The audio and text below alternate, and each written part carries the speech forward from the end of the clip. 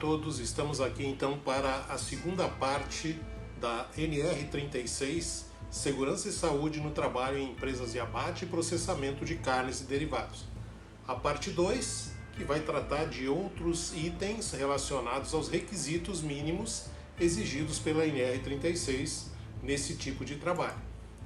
Muito bem, começamos então pelas ferramentas e equipamentos, ou equipamentos e ferramentas 36.8, que eu separei esse item porque eu acho interessante e realmente é um dos itens importantes dentro do segmento.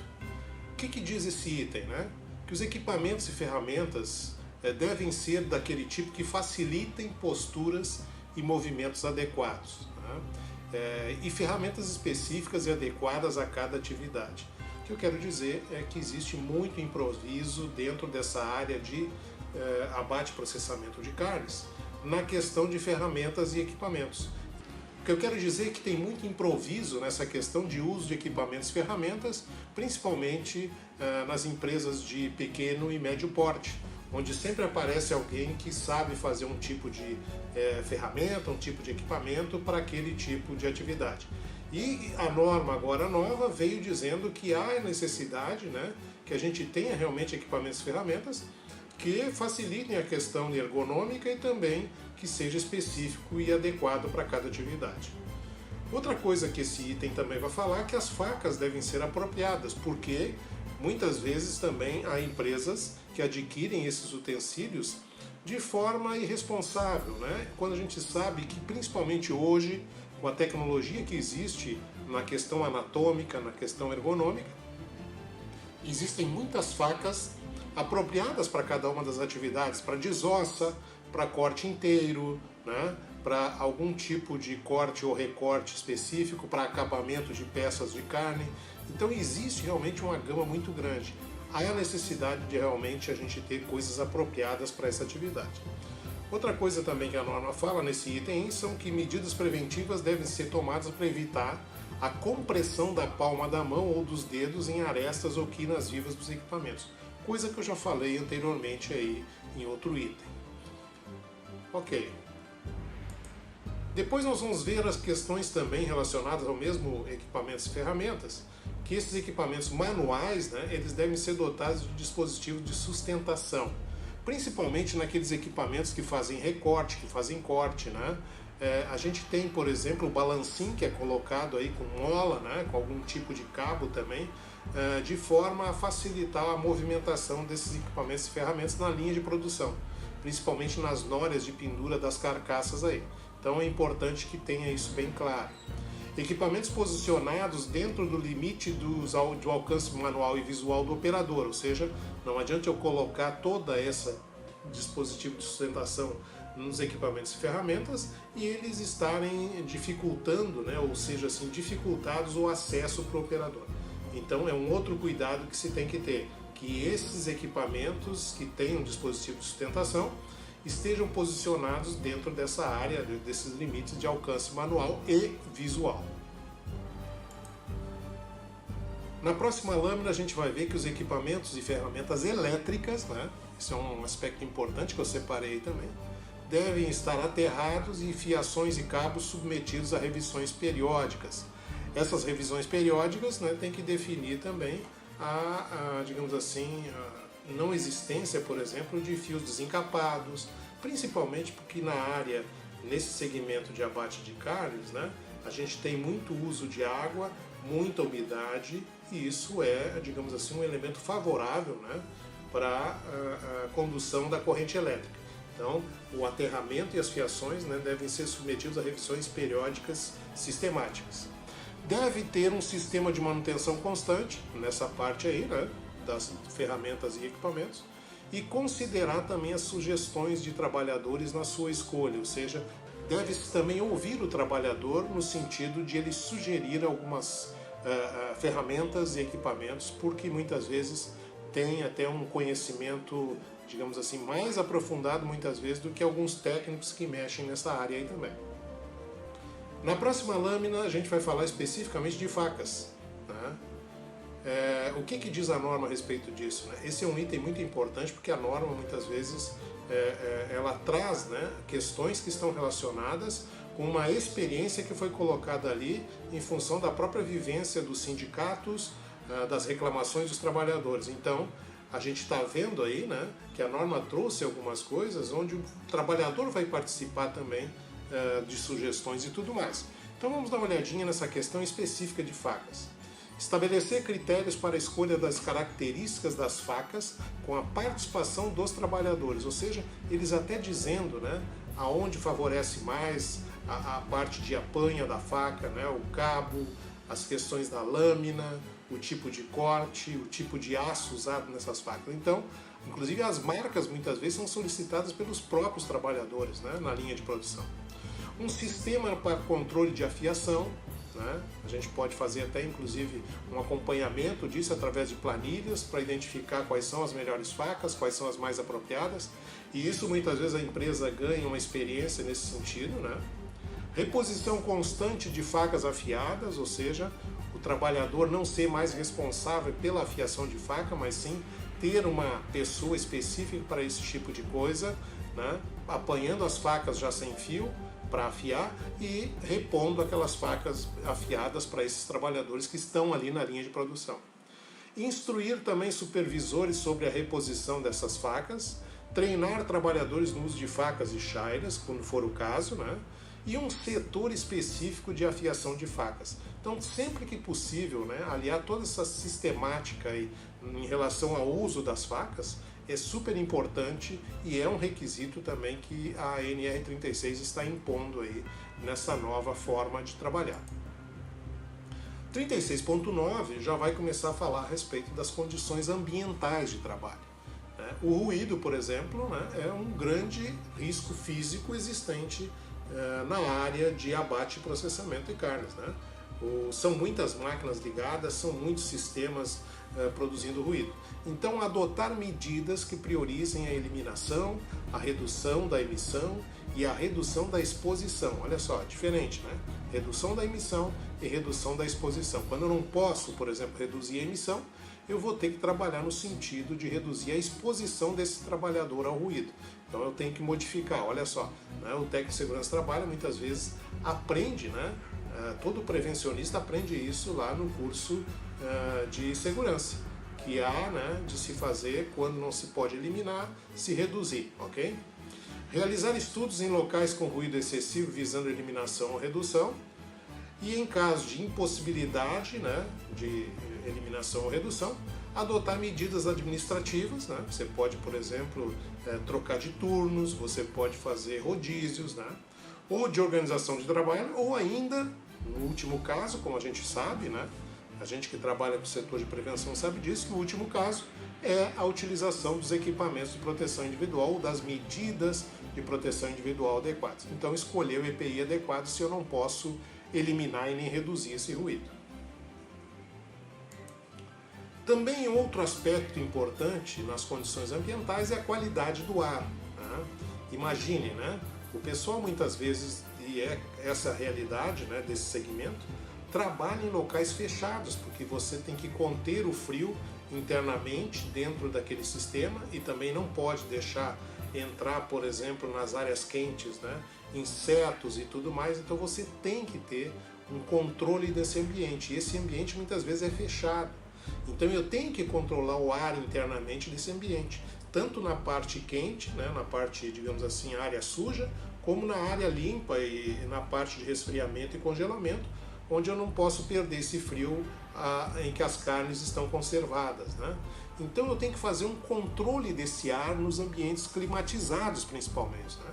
Eu preciso fazer aí, digamos assim, uma olhada geral de como está esse ar internamente ali, para não prejudicar os trabalhadores também, né? Não pensar só no produto.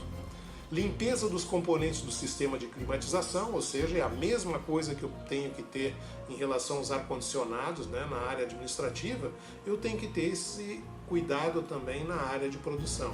A verificação periódica das condições físicas dos filtros e a renovação do ar no interior dos ambientes climatizados, ou seja, são todos detalhes, né, que me levam a uma preocupação com relação à qualidade do ar nesse ambiente climatizado.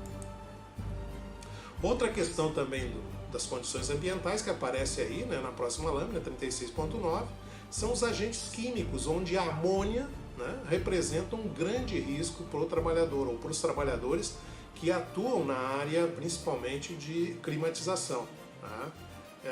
Que haja uma concentração em níveis muito baixos, né, da questão desse gás amônia, e que haja também um sistema de detecção precoce de vazamento, porque esse é um gás, né, extremamente insalubre, pernicioso, né, e perigoso. Um painel de controle do sistema de refrigeração, onde se possa ter um controle disso, chuveiros de segurança e lava-óleo, se for o caso, né, em determinadas áreas, quando haja um vazamento eu tenho a proteção, principalmente para os trabalhadores que estão atuando diretamente nesse sistema. Eu não posso ter as saídas de emergência muitas vezes obstruídas, né, por produtos que estão ali estocados, armazenados, e quando eu preciso dessas saídas de emergência, eu não posso utilizá-las. Trago aí na próxima lâmina, inclusive, né, uma imagem que mostra uma casa de máquinas, onde aparece o operador aí, né, alguns cilindros de amônia e também um compressor, né, que dá para ver aí já na parte esquerda, mostrando que o gás amônia, né, ele é um gás, digamos assim, perigoso e que deve ser trabalhado por pessoas profissionais específicos na área, que tenham conhecimento desse gás e do risco. Né? Diz aí embaixo, inclusive, que é um eficiente gás para refrigeração industrial, mas é irritante e tóxico e pode causar queimaduras severas, além de inflamável em altas temperaturas. Então, realmente é um gás perigoso, né? E durante o dia, por exemplo, muitas vezes se recolhe esse gás para esses cilindros, para esses tanques aí, né? Eles ficam armazenados muitas vezes durante o dia, a grande maioria dele fica ali nesses cilindros, e depois à noite é quando o operador de máquinas faz a transformação para jogar o frio para dentro das câmaras, ele vai, através dos compressores, empurrar esse gás para dentro do sistema, fazendo com que durante a noite a gente tenha, né, a refrigeração ou congelamento, digamos assim, dos produtos que foram produzidos durante o dia. Ele muitas vezes mantém um mínimo de gás durante o dia, só para o sistema andar, né? E depois à noite realmente que ele vai pesar isso, vai trabalhar nesse sentido. Mas o gás está sempre circulando em todas essas tubulações e é um gás perigoso, um gás sob pressão e que pode também causar acidentes. Por isso, o grande cuidado que se tem que ter nesses sistemas. Ainda falando de amônia, na próxima lâmina, né, diz que tem que ter um sistema de prevenção e combate a incêndio, porque a gente viu aí que é um gás também inflamável, né? Chuveiros ou sprinklers acima dos vasos de amônia, lá na casa de máquinas principalmente, porque os operadores também precisam ter alguns resguardos em relação a isso. Instalações elétricas próximas aos tanques à prova de explosão, justamente para evitar esse gás inflamável. Sinalização e identificação dos componentes e permanência apenas de pessoas autorizadas na sala de máquinas, ou seja, nesse local não é local para os trabalhadores da indústria, ou seja, aqueles operacionais, né, que estejam passeando naquele lugar. Aquele é um lugar exclusivo dos operadores de sala de máquina, principalmente pelo perigo que eles impõem ali. Ainda no 36.9 nós vamos ver aí, né, um plano de resposta à emergência, que é uma exigência também da nova NR36. Em caso de vazamento de amônia, o empregador deve adotar esse plano, né, que é um planejamento de emergência e investigação de acidentes, ou seja, há que ter, digamos assim, um preparo por parte da empresa em relação a qualquer tipo de evento que possa acontecer ali dentro. Então, para a amônia especificamente, eu tenho que ter um plano de emergência, porque realmente é digamos assim, um sistema super perigoso quando há, de repente, uma inesperada saída de amônia, né? Tanto das tubulações, explode alguma tubulação, abre alguma tubulação, né? Porque ele está sempre submetido à pressão, esse gás internamente. 36.9 ainda vai falar a respeito dos agentes biológicos, que são muito comuns, claro, né? A gente sabe que a carne ela tem deterioração, né? É um elemento orgânico, né, que vai aos poucos, digamos assim, se deteriorando, né, quando não existe uma conservação adequada. Então, muitas vezes a gente tem que ter um cuidado com relação a isso, principalmente a limpeza e higiene, mas aí no 36.9 agentes biológicos vai tratar específico dessas contaminações. Então, o que diz a norma? Né? Devem ser identificadas as atividades, especificadas as tarefas suscetíveis de expor os trabalhadores à contaminação biológica. Eu lembro muito, por exemplo, pela nossa vivência na área de frigoríficos, né? De que, por exemplo, há umas áreas como a área de triparia, onde se faz beneficiamento de tripas para depois o embutimento, né? Era uma área realmente, né? E é uma área muito sujeita a esse tipo de contaminação biológica. Então são cuidados que se deve ter. A área, por exemplo, de subprodutos também, né? Que trabalha, por exemplo, o pessoal normalmente chama, né? Com o nome de graxaria, né? Que é a área de subprodutos, onde se faz, né? A elaboração, por exemplo, de farinha de víscera, farinha de pena, farinha de sangue. É uma área com alta contaminação biológica e que merece um cuidado também. Deverá ser efetuado o controle desses riscos e treinamento de medidas preventivas e procedimentos a se adotar. Então, é isso que a norma chama atenção nesse sentido também, dentro dessa área de frigoríficos. Na próxima lâmina, nós vamos ver a respeito do conforto térmico. E aí realmente começa uma mudança muito grande, digamos assim, na realidade dessas atividades de abate e processamento de carnes. A norma vai estabelecer uma coisa chamada Mapa Brasil de Climas. Né? Esse Mapa Brasil de Climas, como ele diz aí, ele define primeira, segunda e terceira zona climática, né? Como zona climática quente. Eu vou mostrar isso depois nas próximas lâminas com mais detalhes. Depois, como quarta zona, a zona climática subquente. E como quinta, sexta e sétima zona, a zona climática mesotérmica. Vamos separar isso aí para ficar mais fácil em três, né? Então, zona climática quente, ela vai separar isso, né? No Mapa Brasil de Climas. Zona climática subquente e zona climática mesotérmica. Vamos ver mais para frente o que é isso? Vamos dar uma olhadinha, por exemplo, nesse mapa que aparece aí.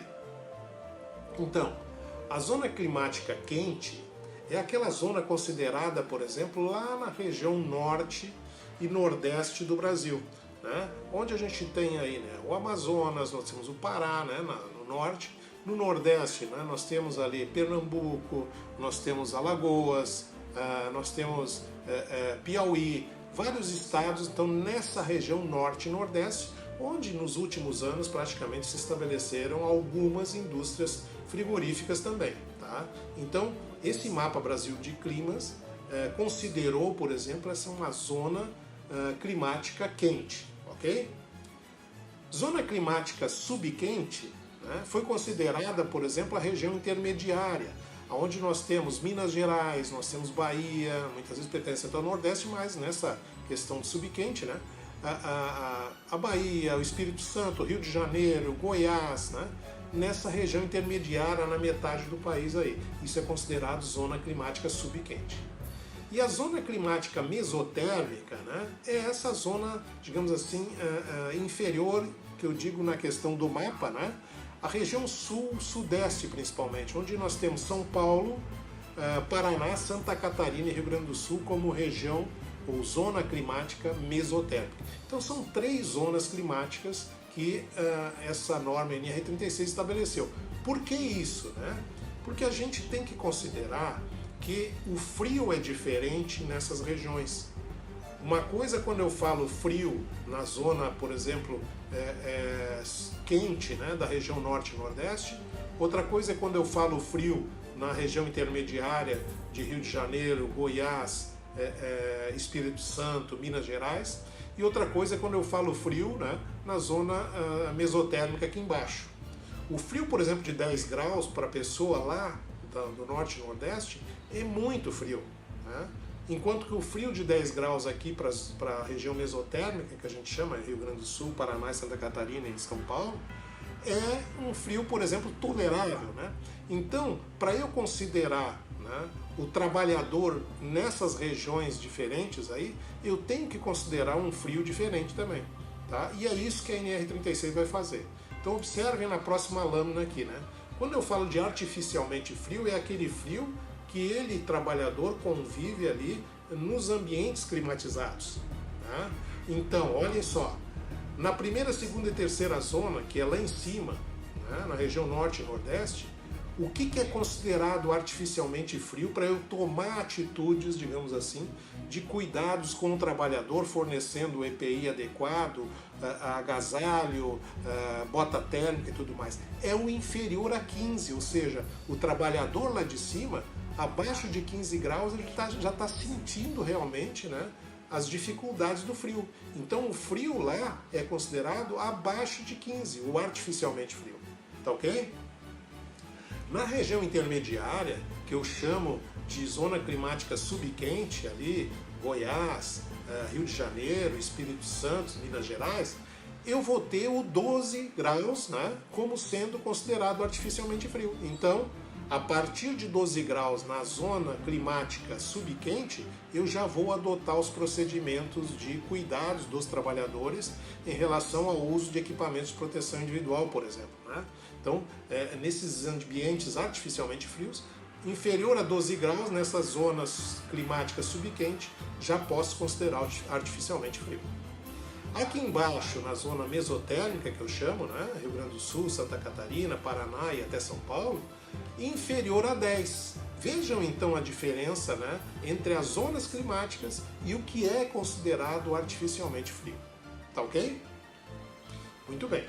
Na próxima lâmina, inclusive, eu coloquei aí, né, fiz uma espécie de diagrama com uma reguinha, né, mostrando que abaixo de 15, né, na zona quente, abaixo de 12 já é frio na subquente e abaixo de 10 na mesotérmica. Então, é aonde eu vou tomar iniciativas para, digamos assim, o uso de equipamentos, o uso de proteção desses trabalhadores, porque realmente a partir dali é considerado artificialmente frio.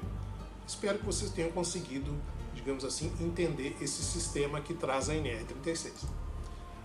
Lá na próxima lâmina a gente vai ver ainda, né, que para ambientes artificialmente refrigerados devem ser adotadas medidas de prevenção. Então são essas medidas que vão ter que ser adotadas naqueles casos lá das temperaturas.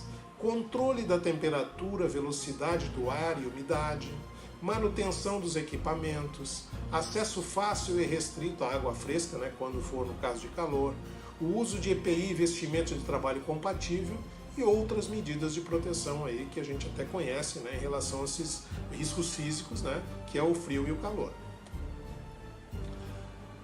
No caso de exposição ao calor, como diz a próxima lâmina, né, deve haver uma alternância de tarefas e medidas técnicas minimizando os esforços físicos, ou seja, eu tenho que estar observando também o tipo de trabalho que esse pessoal faz, né? Para dar algum tipo de rodízio, para fazer algum tipo de pausa, descanso, troca, né, de pessoas e tudo mais. No caso de exposição ao frio, um sistema para aquecimento das mãos próximo dos sanitários ou dos locais que o pessoal vai, né, ter as pausas ali. Então, esse é um outro cuidado que se deve ter em relação a esses trabalhadores que trabalham excessivamente no frio. 36.10 já vai falar dos EPIs das vestimentas de trabalho. A seleção de EPIs deve observar as normas NR6, né, que é Equipamentos de Proteção Individual, e a NR9 por conta do PPRA, que indica, em função do tipo de atividade que cada um exerce, né, qual o EPI adequado para cada uma das atividades, que está descrito ali, né, é uma exigência do próprio PPRA. Essas vestimentas e esses EPIs, eles devem ser fornecidos meias limpas e higienizadas diariamente. Isso aqui é uma coisa que realmente não existia anteriormente na NR36 e hoje é uma exigência da nova norma, né? Meias limpas e higienizadas. Luvas compatíveis com as tarefas e substituídas sempre que necessário. Eu me lembro, por exemplo, né, trabalhando nesse segmento, que muitas vezes se comprava qualquer tipo de luva só para atender uma exigência. Não, a norma está dizendo que elas devem ser compatíveis com as tarefas realizadas pelos trabalhadores. Vestimentas de trabalho, mais de uma peça para reposição e substituídas quando necessário. Isso também é um aspecto importante. Vejam agora no 36.10 a próxima lâmina ainda, né? Olha a exigência que traz a NR36 aí. As vestimentas devem ser trocadas diariamente, sendo sua higienização responsabilidade do empregador. Ou seja, meus amigos, acabou-se aquela história do trabalhador trazer o uniforme de casa lavado e depois levar aquele uniforme todo sujo, muitas vezes de sangue e tudo mais, né, para casa para fazer higienização. Tá? Eu lembro, por exemplo, de algumas empresas onde trabalhei, que a gente adotou esse procedimento mesmo antes da NR36, de a própria empresa assumir a responsabilidade de higienizar e lavar os uniformes, né? E acabamos ganhando muito mais dinheiro porque a gente fazia uma coisa controlada, um uso, digamos assim, adequado de detergente, enquanto muitas vezes o trabalhador levava para casa isso, né? E esse uniforme não durava mais do que um mês, né? E a gente com isso, com controle, uma empresa especializada, acabou inclusive ganhando dinheiro, né?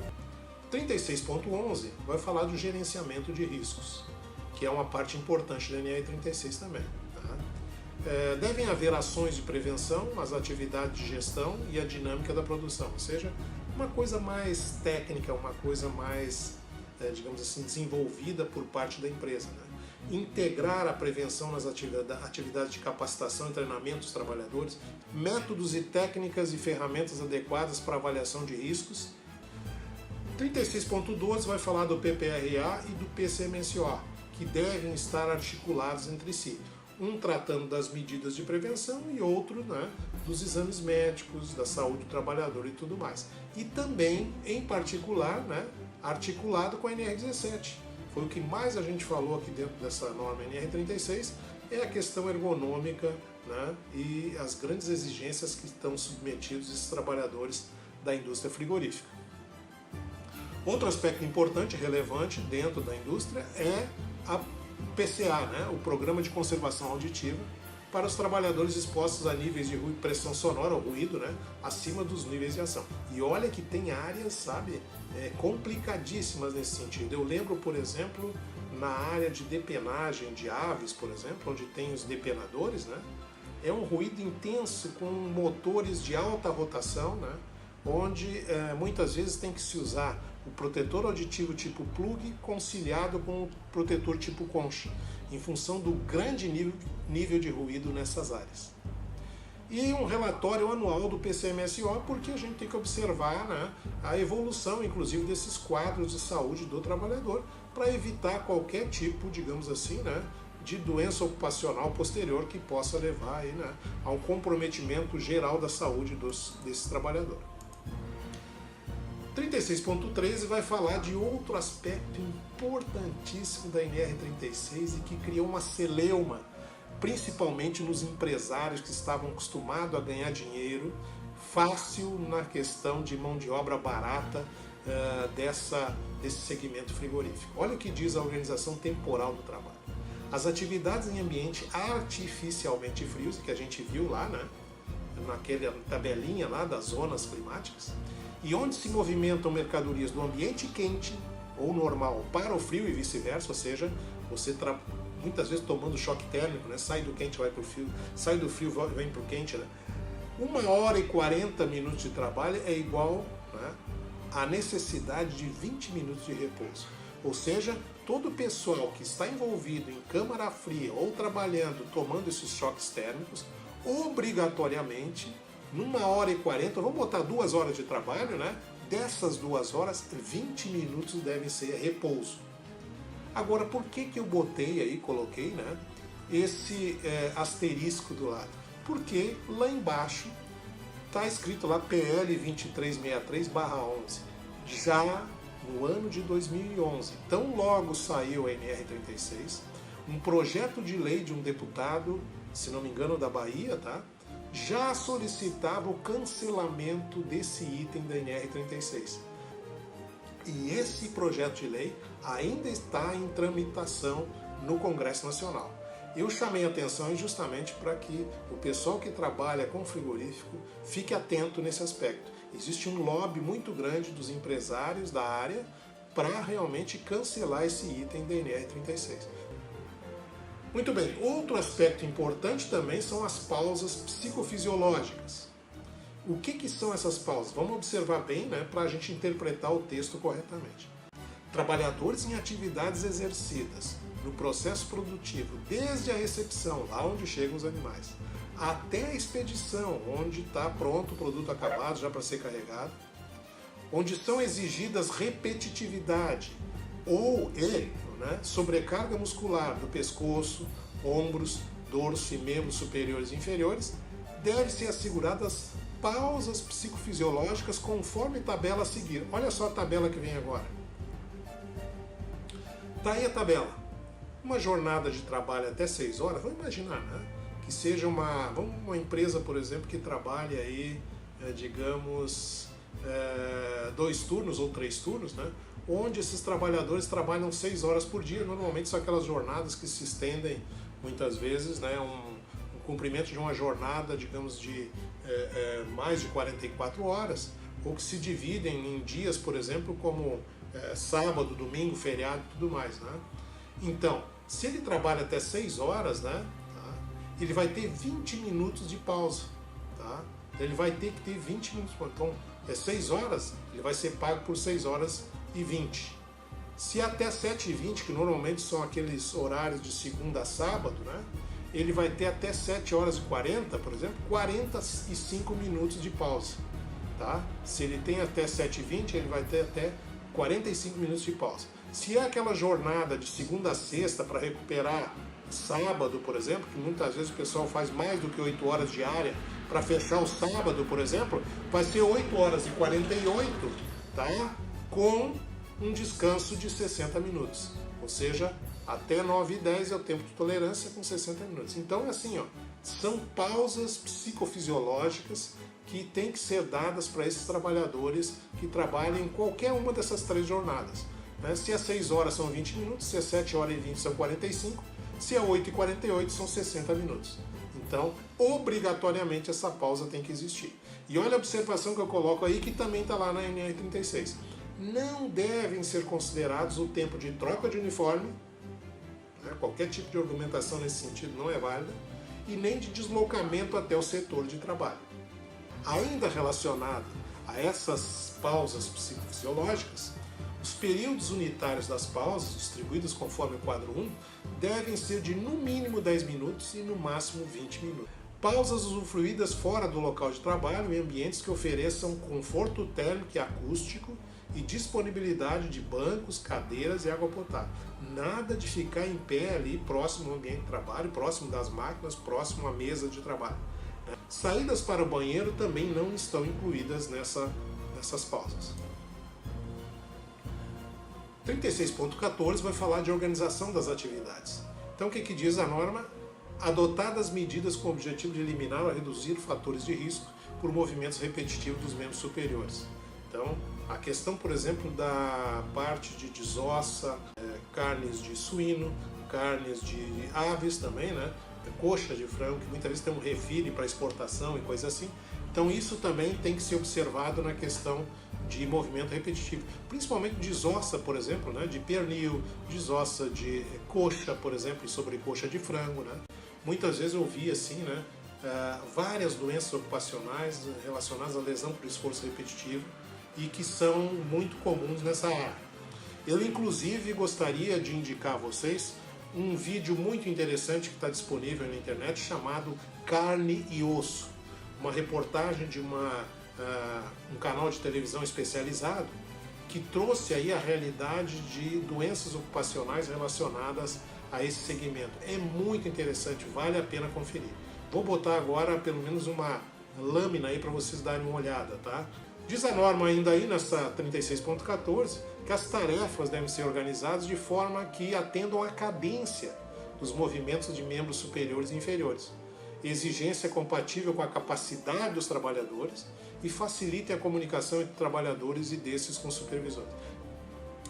A questão da velocidade da linha de produção também, ela deve atender à afiação de faca, para não ficar até perigoso o trabalho, né?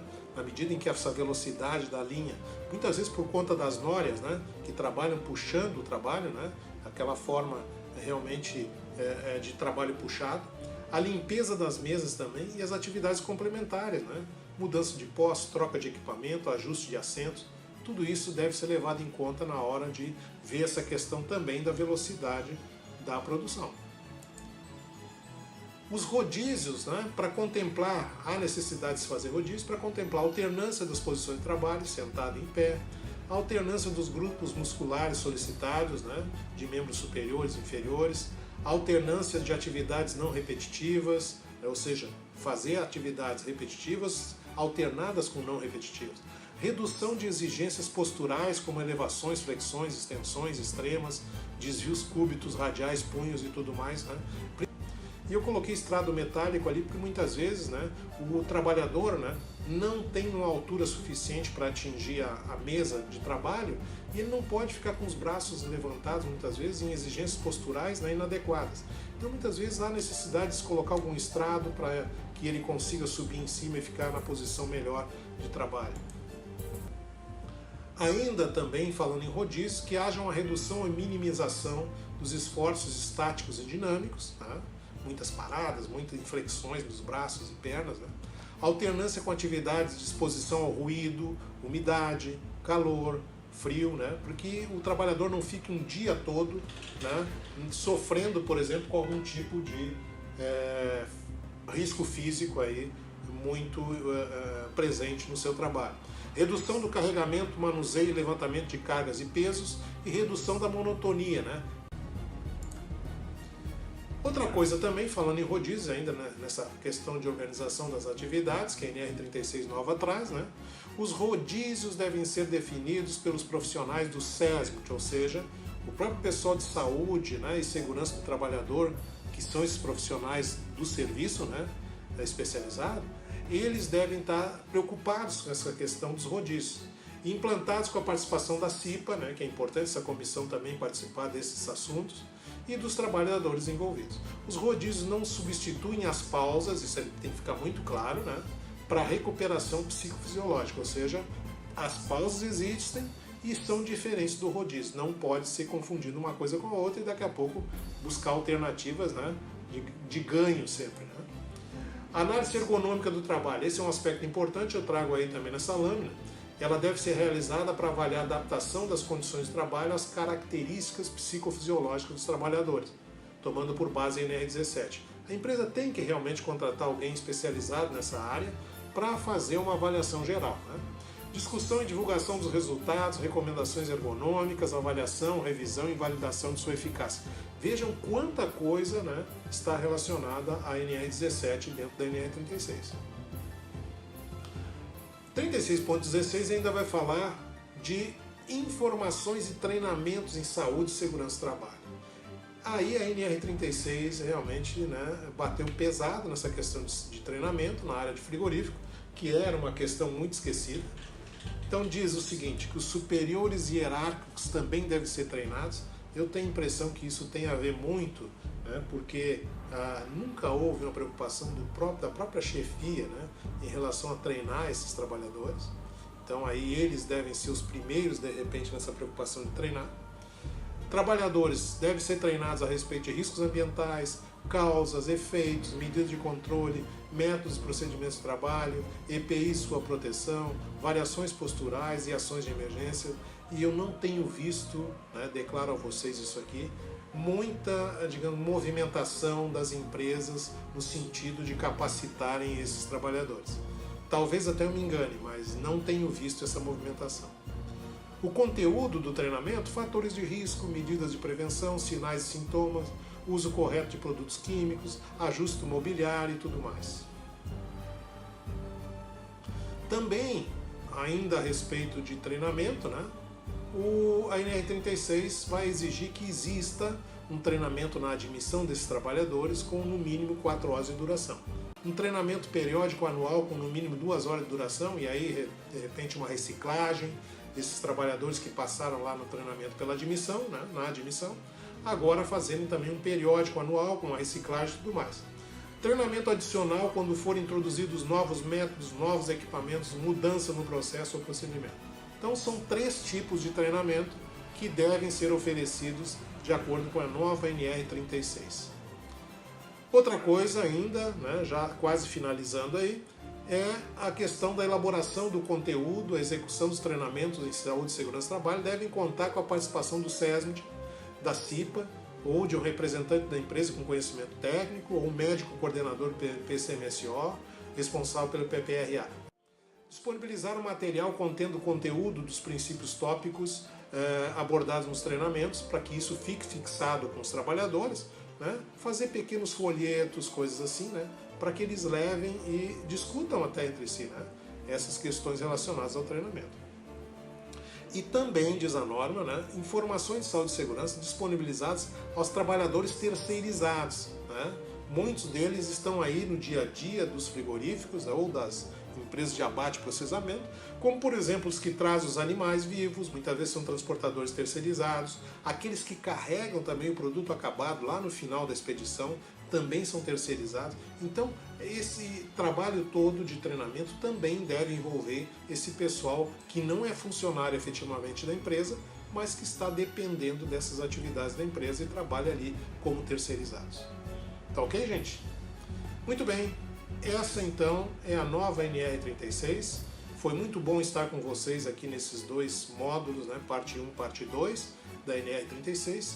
E eu espero estar em contato novamente numa próxima norma regulamentadora com todos vocês. Um grande abraço e até lá!